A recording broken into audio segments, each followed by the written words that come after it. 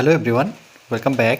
Study ম্যাথামেটিক্সের প্রত্যেকে স্বাগত জানিয়ে ক্লাস 7 থেকে chapter 19 page number 219 video part number আজকে 1 করব। উৎপাদকে বিশ্লেষণ। আজ আমি, শাহিনা, কাশিম ও সুজয় সবাই স্কুল ছুটির পরে মিলিদের বাড়ি গিয়ে দেখি মিলি অনেকগুলি নানা রঙের বর্গক্ষেত্রাকার কাগজের টুকরো তৈরি করছে। দেখো পাশে তারা কিন্তু কিছু কাগজ নিয়ে সেগুলোকে দেখো কাটছে। মেপে দেখছি প্রতিটি বর্গক্ষেত্রাকার টুকরোর বাহুর দৈর্ঘ্য, এই যে ঘরগুলো দেখতে পাচ্ছি, প্রতিটি বাহুর দৈর্ঘ্য অর্থাৎ এই বরাবর 1 সেন্টিমিটার, আবার এই বরাবর 1 সেন্টিমিটার, এই বরাবর 1 সেন্টিমিটার, এই বরাবর 1 সেন্টিমিটার, অর্থাৎ প্রত্যেকটি বাহুর দৈর্ঘ্য হচ্ছে 1 সেন্টিমিটার। কাশিম এই টুকরোগুলো দিয়ে এক মজার জিনিস করলো। সে কী করলো দেখো, এইভাবে টুকরোগুলো মানে বর্গাকার যেহেতু টুকরোগুলো, তাহলে 1 2 3 4 5 6 7 8 9 10 11 এই বরাবর 9টি, আবার 1 2 3 4 5 6 7 8 9 এই বরাবরও 9টি। তাহলে টোটাল সে যে বর্গাকার ছবি দুটো লাইনে সাজিয়েছে। তাহলে একটি লাইনে 9টি করে, একটি লাইনে 9টি করে, তাহলে এরকম কটি লাইন? দুটো সারি, লাইন বা সারি বলতে পারি, দুটো সারি, এই জন্য 9 গুণন 2। তাহলে এখানে মোট 18টি বর্গাকার ছবি এঁকেছি। তারপরে দেখো এখানে 1 2 3 4 5 6, তাহলে 6টি করে সারি, মানে 6টি করে বর্গাকার ছবি। এরকম কটি সারি? 1 2 3, 3টি সারি। তাহলে 3টি সারিতে সাজালো, তাহলে 3 6 কত? আবার 18ই হলো। আবার আমরা কিভাবে সাজাতে পারি শাড়িগুলো? একবারে একটা শাড়িতেই রাখতে পারি। 1 2 3 4 5 6 7 8 9 10 11 12 13 14 15 16 17 18, মানে আমরা একটা শাড়িতে যেহেতু রাখলাম তাহলে 18 গুণন 1, যেহেতু মোট শাড়ির সংখ্যা হচ্ছে 18 আর একটি শাড়ি, মানে মোট বর্গাকার এখানে ছবি হচ্ছে 18টি, আর একটি শাড়িতে রেখেছি, তাহলে 18 গুণন 1। তাহলে দেখো তিনটারই গুণফল কিন্তু 18ই হচ্ছে। যখন আমি দুটো শাড়িতে সাজাচ্ছি তাহলে 9 দুগুণে 18, যখন তিনটা শাড়িতে সাজাচ্ছি তখন 6টা করে বর্গাকার ঘর, এরকম 3টি শাড়ি, 3 6 18। যখন আমরা বর্গাকার ঘরটি একই লাইনে রাখছি অর্থাৎ একই শাড়িতে রাখছি তাহলে 18টি টোটাল বর্গাকার, তাহলে 18 গুণন 1, 18কে 18। তাহলে আমরা 18কে উৎপাদক করলে কি পাবো? একটা হচ্ছে 9 গুণন 2, আমরা দুটো শাড়িতে সাজাতে পারি। আবার 18কে আমি 6টা করে বর্গাকার ঘর নিয়ে 3টি শাড়িতে সাজাতে পারি। আবার 18কে আমরা 18টি বর্গাকার ঘরকে একটি শাড়িতে সাজাতে পারি, দুটো শাড়িতে, 3টে শাড়িতে আর একটা শাড়িতে। এবার বলেছে দেখো 18 এর উৎপাদকগুলি কী কী হবে। তাহলে 18 এর উৎপাদক কী কী হবে? 1, ছোটো থেকে যদি আমরা বড়োর দিকে লিখি তাহলে একটা হচ্ছে 1 পাবো, তারপরে 2 পাবো, তারপরে দেখো এখানে 3 আছে, তারপরে আছে 6, তারপরে আছে কিন্তু 9, 9-এর পরে নিজেও কিন্তু এখানে কি 18 আছে। কেন কি 18কে 18, 1 দিয়ে গুণ করে 18কে 18, তারপরে 3 6 18, 9 দুগুণে 18। তাহলে এদের মধ্যে মৌলিক উৎপাদকগুলি কোনগুলো? মৌলিক উৎপাদক যেগুলোকে আমরা মৌলিক বলি। মৌলিক বলতে এখানে আমরা শিখেছিলাম 2 হচ্ছে মৌলিক, আর এখানে কি মৌলিক? আরেকটা কিন্তু মৌলিক এখানে হচ্ছে 3। তাহলে এদের মধ্যে মৌলিক উৎপাদকগুলি হলো 2 ও 3। এবার 2 ও 3ই কেন হলো, 6 কেন হলো না? তার কারণ 6কে কিন্তু আমরা ভাঙতে পারি। অর্থাৎ দেখো 6কে আমরা, এই 6কে কিন্তু আমরা কোন কোন ঘরে নামাতে পাই? 1 হচ্ছে 2-এর ঘরে নামাতে পাবো, 1 হচ্ছে 3-এর ঘরে নামাতে পাবো। তাহলে দেখো দুটো সংখ্যার গুণফল যখন 6 হবে তাহলে এটা মৌলিক নয়, এটা যৌগিক। এরকম 9 ছিল, তাহলে 9 দেখো দুটো সংখ্যার গুণফল, 3 3-কে 9, তাহলে এটাও মৌলিক হবে না যেহেতু দুটো সংখ্যার গুণফল। কিন্তু 2 কেন হবে তাহলে মৌলিক? কেন কি 2কে ভাঙলে কিন্তু আমরা 1 পাবো, 2 অক্ষে 2, যখনই এই 1 আসবে সেটাকে মৌলিক বলবো। যেমন 3 কেন মৌলিক? তার কারণ 3 অক্ষে আমরা 1-এর মানে 3কে আমরা 1-এর ঘরেই পাবো বা 3-এর ঘরেই পাবো। 3-এর ঘরে নামাতে পড়লে 3 অক্ষ 3, বা 1-এর ঘরে নামাতে পড়লে 3 অক্ষ 3। তাহলে যখনই এই এক সংখ্যাটা পাবো তখনই সেটাকে আমরা মৌলিক বলবো। আর যখন দুটো সংখ্যা গুণফল 9, 6 এরকম 12, দেখো 3, 4, 12, তাহলে এগুলো কিন্তু কখনোই মৌলিক বলবো না, এগুলো হবে যৌগিক। তাহলে এখানে মৌলিক হচ্ছে 2 আর 3। 1 নেব না, কেন কি 1 মৌলিকও নয় যৌগিকও নয়, কেন 1কে তো দুটো 1 হিসেবে আমরা গুণ করতে পারি, কিন্তু তার রেজাল্ট কিন্তু একই হয়। তাহলে এখানে মৌলিক হচ্ছে 2 ও 3। এবার 18, এবার যখন 18কে আমরা দেখছি তাহলে 2 কী কী হিসেবে লিখতে পারি, 2, 3 আর 3 হিসেবে, কেন কি 3 3 9, 9 2 18, অর্থাৎ এটাকে দেখো 9 গুণন 2 ছিল, তাই 9কে ভাঙলে কত, দুটো 3 পাবো, তাই 9কে ভাঙলে কিন্তু দুটো 3, আর তার একটা কি ছিল, 2 ছিল, তাহলে 3 3 9, 9 2 18। 18কে আমরা এভাবেও ভাঙতে পারি। প্রথমে 2-এর ঘরের নামতা যদি পড়ি তাহলে 9 2 18 পাবো, আবার 9কে আমরা 3-এর ঘরে নামাতে পাবো, 3 3 9, তাহলে 18কে ভেঙে আমরা পেলাম একটা 2 আর দুটো 3। এই জন্যে দেখো এখানে লিখেছে একটা 2 আর দুটো 3। এবার বলছে আমি 20টি বর্গক্ষেত্রাকার টুকরো সাজিয়ে পাই। তাহলে 1 2 3 4 5 6 7 8 9,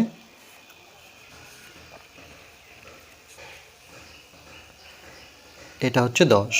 তাহলে এরকম 10টি বর্গাকার টুকরো সাজিয়েছে দুটো লাইনে, এই যে 10টি বর্গাকার টুকরো এরকম কটি লাইন, 1 2 দুটো করে লাইন, তাহলে 10 দুগুণে কত, 20। আবার আমরা এরকম 4টি বর্গাকার লাইন, 4টি বর্গাকার এখানে লাইন, মানে এবার ছোট ছোট করে আমরা এখানে যেমন দুটো, তাহলে এরকম 5টি লাইন, যেমন এরকম যদি করি,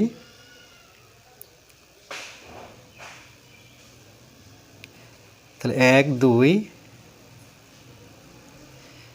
1 2 3 4, 4টা হলো, এখানে কিন্তু আরেকটা হবে, আরেকটা ছোট করে দিলাম, প্রত্যেকটা কিন্তু সমান মাপের হবে। তো আমি স্কেল যেহেতু ব্যবহার করিনি, নেওয়ার পর এভাবে আমরা লাইন টানলাম, যেমন এখানে এরকম 1 2 3 4 করে 10টি বর্গাকার ছিল, এখানে 4টি বর্গাকার,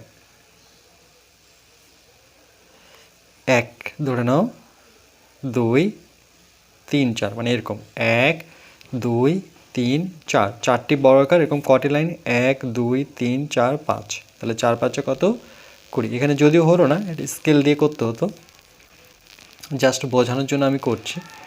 এরপর দেখো এখানে আবার আমরা কি করতে পারি, এই 20টি বর্গাকার টুকরোকে আমরা একটা লাইনে সাজাতে পারি, যেমন 1 2 3 4 5 6 7 8 9 10 11 12 13 14 15 16 17 18, এখানে গুনতে হয়তো ভুল হয়েছে, 1 2 3 4 5 6 7 8 9 10 11 12 13 14 15 16 17 18, এখানে 18টি দিয়েছে, এখানে কিন্তু 20টি হবে।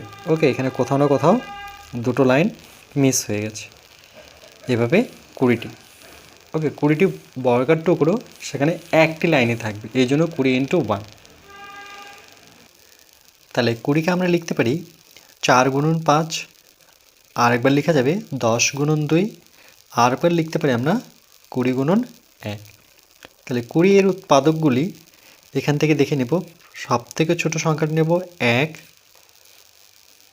তারপর 2, তারপরে পাচ্ছি আমরা এখান থেকে 4, তারপরে 5, তারপর 10, তারপর 20। বলছে কিন্তু এদের মধ্যে মৌলিক উৎপাদক হলো, একটা হচ্ছে 2, যেটাকে ভাঙানো যায় না, যেমন 2কে ভাঙানো যায় না আর 5কে ভাঙানো যায় না, 1 মৌলিকও নয় যৌগিকও নয়। 4 কেন হলো না, 4কে আমরা দুটো সংখ্যার গুণ হিসেবে দেখাতে পারি, 2 2 4, এই জন্য এটা হবে না। যেমন ছিল 10, 10কে আমরা দুটো সংখ্যার গুণ হিসেবে দেখাতে পারি, 5 2 10, তাহলে এটা হবে না।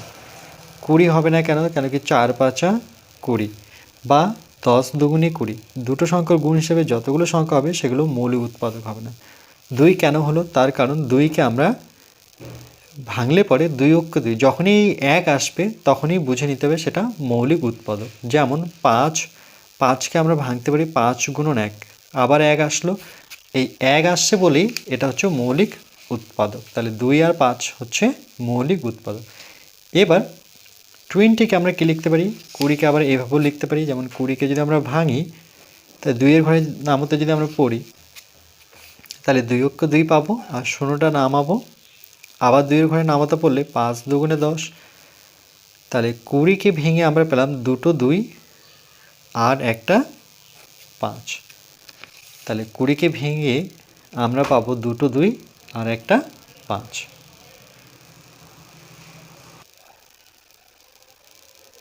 এরপর 18কে আমরা 9 দুগুণে 18 করতে পারি, 9 দুগুণে 18। এবার 9কে ভেঙে আবার দুটো 3 লিখতে পারি, 3 3কে 9। ঠিক একইভাবে 20কে ভেঙে এখানে বড় সংখ্যাটা বসাবো, এখানে 2 বসাবো, 10 দুগুণে কত? 20। আর 10কে ভেঙে আমরা লিখতে পারি 5 গুণন 2, এর গুণফল হচ্ছে 10। 24কে এখানে 12 বসাবো, বড় সংখ্যাটা এখানে ছোট সংখ্যা, তাহলে 12 দুগুণে কত? 24। আবার 12কে ভেঙে আমরা এভাবে লিখতে পারি 2, সবসময় 2 দিয়ে ভাঙবো, 12কে ভাঙলে 2 এর ঘরে নামাতে পড়লে 6 দুগুণে 12।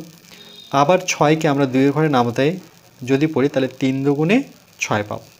ঠিক একইভাবে 30কে 2 এর ঘরে নামাতে পড়বো, তাহলে কত পাবো? 15 দুগুণে 30। 15কে আমরা 2 এর ঘরে নামাতে তো পাবো না, তবে 3 এর ঘরে নামাতে পাবো, 3 5 15। তাহলে দেখো 24কে ভেঙে আমরা কি কি পেলাম? 24কে ভেঙে পেলাম আমরা 1 2 3, 3টা 2 আর একটা 3। এইগুলো কিন্তু নিব না, কেন কি এটাকে ভেঙে আবার 2 6 আসছে, আবার 6কে ভেঙে 2 3 আসছে। তাহলে 12 6 বাদে এখান থেকে 2 নেব, এখানে একটা 2, এখানে একটা 2 আর এখানে একটা 3। তাহলে আমরা এইভাবে লিখব 2 2 2, তার সাথে একটা 3। ঠিক একইভাবে দেখো 30কে ভেঙে 15 নেব না, আমরা 2 নেব, কেন কি 15কে ভেঙেছিলাম একটা 3 আর একটা 5। 3 5 15, 15 দুগুণে 30, 3 দুগুণে 6, 6 দুগুণে 12, 12 দুগুণে 24। 18 20 24 ও 30কে মৌলিক উৎপাদকের গুণফল হিসেবে প্রকাশ করলাম বা উৎপাদক বিশ্লেষণ করলাম। তাহলে দেখো এই যে এটা যে করলাম এটাকেই বলা হয় আমরা উৎপাদকে বিশ্লেষণ করেছি বা গুণফল হিসেবে প্রকাশ করেছি। কেন? কেন কি এই যে দেখো 2 দুগুণে 4, 4 দুগুণে 8, 3 4 12, এই যে গুণ অবস্থায় রাখলাম। আর উৎপাদক বলতে এইগুলোকে বলা হয় উৎপাদক। এই যে প্রত্যেকটাকে গাছের ডালের মতো এভাবে 20 ছিল, 10 দুগুণে 20, 10কে ভেঙে আবার 2 দুগুণে 5। বলছে এবার বীজগণিতিক সংখ্যামালা 2xyকে কীভাবে উৎপাদকে বিশ্লেষণ করা যায় দেখি। তাহলে এর সাথে কিন্তু 2 এর সাথে দেখো এবার কিন্তু xy আছে, তাই ঠিক একই রকমই 2x আর কি নেব y। যেমন 2xyকে ভাঙে আলাদা আলাদা যদি করি তাহলে একটা 2, তারপরে এটা যেহেতু গুণ অবস্থায় আছে তাহলে মাঝখানে একটা গুণ দেবো, তারপরে x, আবার গুণ দিয়ে আবার y, তাহলে 2xy। তাহলে 2xy কি? 2xy এর মৌলিক উৎপাদক, যেখানে কোশ্চেন করলো।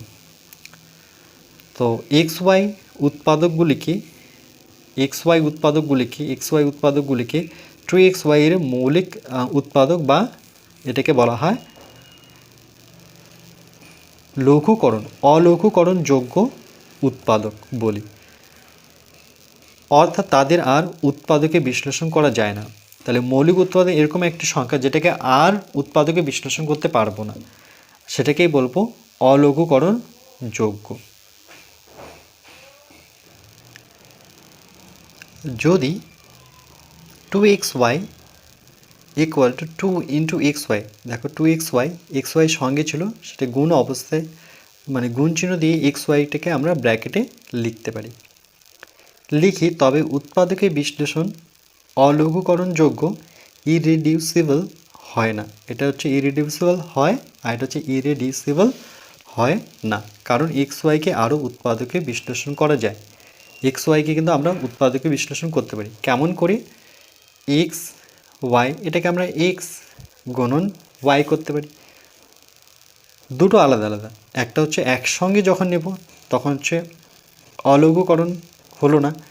আবার যখন আমরা একসাথেই করব, এই যে এটার মতো করে একসাথে 2 × x × y, মানে আলাদা আলাদা যখন করে দেব তখন কিন্তু অলঘুকরণযোগ্য উৎপাদক বলি। তাদের আর উৎপাদকে বিশ্লেষণ করা যায় না। এখান থেকে কিন্তু আর উৎপাদকে বিশ্লেষণ করতে পারবো না।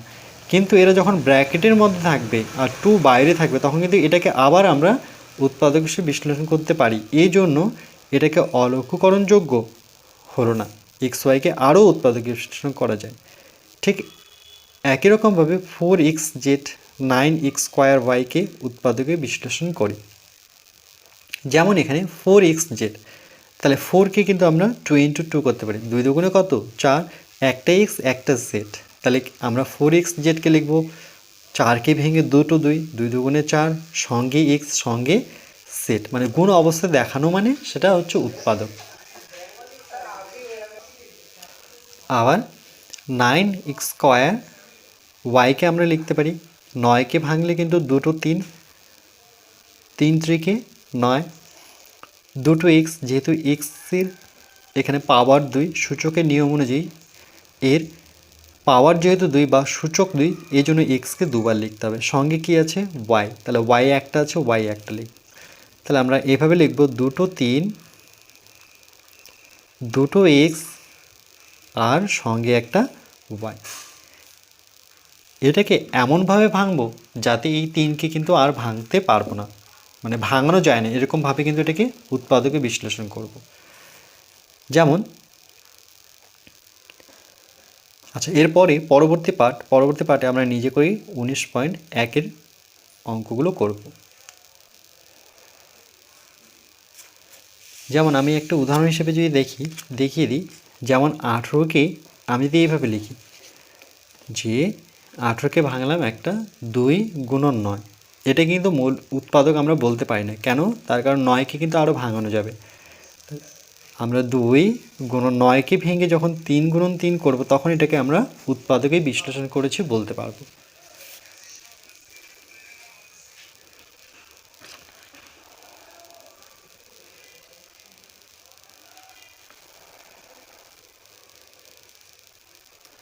এরপর আমরা পরবর্তী পার্ট নাম্বার 2-এ নিজে করে 19.1-এর অঙ্কগুলো করব।